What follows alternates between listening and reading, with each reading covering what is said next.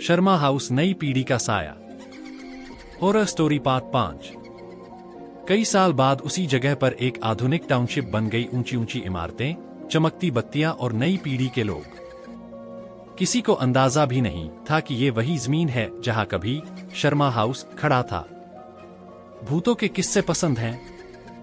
Ram Kumar channel को अभी subscribe करें। नई और डरावनी कहानियों के लिए घंटी दबाना न भूलें। राम कुमार, जहां डर का नया पता है। धन्यवाद। पहली ही रात कुछ बच्चों ने अजीब सपने देखे। सपने में एक छोटी लड़की गुड़िया पकड़े उनके बिस्तर के पास खड़ी थी। वो हंसते हंसते बोली, चलो खेलते हैं।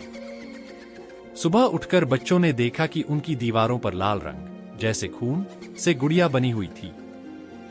माता पिता ने सोचा बच्चों की शरारत है, पर धीरे धीरे पूरे टाउनशिप में यही निशान उभरने लगे।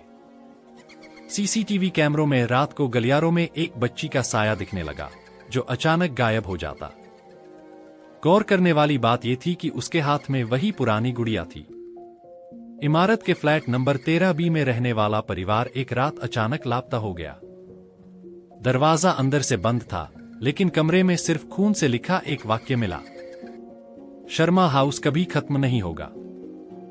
बच्चों ने अब कहना शुरू किया कि उनकी कक्षा में एक नई लड़की आई है जो हर समय गुड़िया से खेलती है, पर स्कूल की उपस्थिति रजिस्टर में उसका कोई नाम ही नहीं था।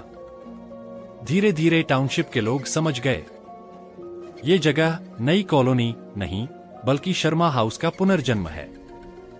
और अब इस बार सिर्फ एक घर नहीं बल्कि पूरी नई पीढ़ी उस श्राप की गिरफ्त में है।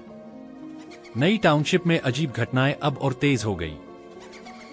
बच्चे अचानक अजनबी जैसी बातें करने लगे। कोई अपने माता पिता को पहचानने से इनकार कर देता, तो कोई आधी रात को छत पर बैठकर अंधेरे से बातें करता। स्कूल में हाल और भी डरावना था। कक्षा के ब्लैक बोर्ड पर अपने आप खून जैसे लाल अक्षरों में लिखा मिलने लगा, कक्षा समाप्त। खेल शुरू। शिक्षक डर के मारे भागने लगे, पर बच्चे हंसते रहे, मानो सब कुछ सामान्य हो। एक दिन पूरी टाउनशिप के बच्चों ने एक साथ कह दिया, हम अब शर्मा हाउस के बच्चे हैं। माता पिता घबराकर उन्हें पकड़ने लगे, लेकिन बच्चों की आंखें अचानक कोयले जैसी काली हो गईं।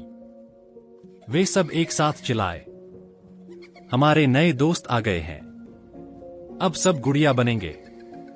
उस रात टाउनशिप के हर घर में बच्चों की हंसी गूंज रही थी, लेकिन ये मासूम हंसी नहीं थी, बल्कि हड्डियां जमा देने वाली खौफनाक गूंज थी। सुबह तक पूरे मोहल्ले की दीवारों पर खून से लिखा था, शर्मा हाउस अब भविष्य है। और तब लोगों को समझ आया, अब सिर्फ आत्माएं नहीं बल्कि बच्चों की नई पीढ़ी ही श्राप का माध्यम बन चुकी है। बच्चों के बदल जाने के बाद टाउनशिप के लोग बुरी तरह डर गए।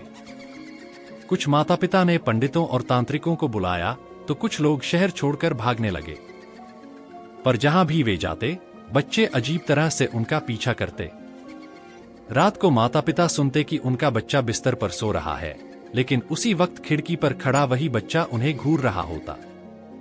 धीरे धीरे समझ आया, ये बच्चे अब इंसान नहीं रहे, उनमें शर्मा हाउस की आत्माएं उतर चुकी थीं।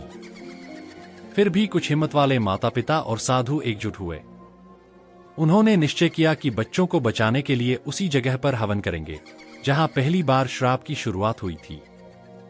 रात के 12 बजे सब बच्चे एक साथ घरों से बाहर निकल आए। उनकी चाल एक जैसी थी, चेहरे पर काली परछाई और हाथों में वही गुड़िया। वे सब एक साथ बोले, हमें बचाने की कोशिश मत करो, हम अब तुम्हारे नहीं शर्मा हाउस के हैं। साधुओं ने मंत्र पढ़ना शुरू किया। हवा भारी हो गई, आसमान लाल हो उठा और जमीन कांपने लगी। बच्चों की चीखें और हंसी गूंजने लगी। अचानक राहुल, औरत और वह बच्ची प्रकट हुए। राहुल ने आग के बीच खड़े होकर कहा, तुम्हारी दुनिया खत्म हो रही है, बच्चे अब हमारे हैं, यही भविष्य है। साधुओं ने आखिरी बार पूरा जोर लगाकर मंत्र पढ़ा। कुछ बच्चे बेहोश होकर गिर पड़े, उनकी आंखें सामान्य हो गईं। लेकिन बाकी बच्चों ने चीखते हुए माता पिता पर हमला कर दिया। सुबह जब सूरज निकला, कुछ ही परिवार बचे थे। बाकी सब या तो आत्माएं बन गए या हमेशा के लिए गायब। और टाउनशिप की दीवारों पर एक नया संदेश उभरा था, शर्मा हाउस अब खून से आगे बढ़ेगा। तो दोस्तों, कैसी लगी आज की कहानी? अगर आपको डरने में मजा आया तो राम कुमार चैनल को अभी सब्सक्राइब करें और घंटी दबाना न भूलें ताकि हमारी कोई भी नई और डरावनी कहानी आपसे मिस न हो। मिलते हैं अगली बार एक और रोंगटे खड़े कर देने वाली कहानी के साथ। देखते रहिए राम कुमार, जहां डर का नया पता है।